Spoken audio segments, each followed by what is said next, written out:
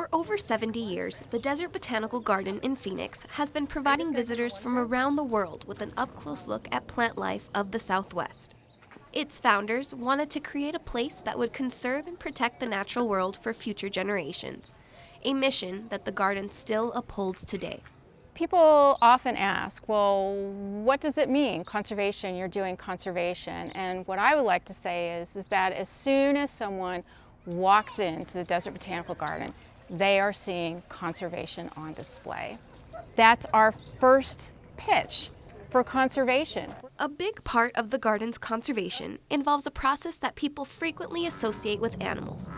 Plant rescues occur often at the garden and have been a staple of their conservation efforts since its founding.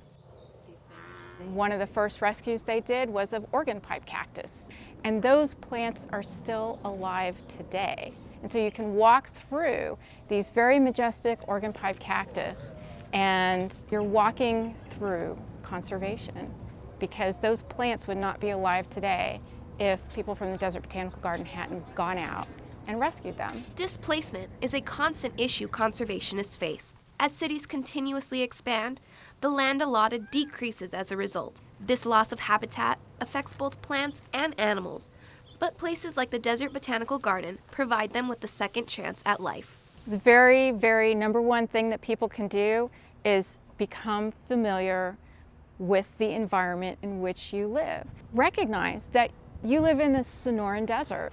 And what does that mean? What are the plants that are part of the Sonoran Desert? What make it special? Because once you start to understand that, as I said, you'll start to care. It will start to matter. These plants and the animals along with them will become important to you. And I think anybody coming to the garden, instead of just walking the trails to see as much as they can, which is great, but is to find a place and just sit and watch for a little while, and you'll be amazed at what you see. And the longer you watch, the more the desert comes alive. For Arizona Capitol Television, I'm Stefani Quihuis.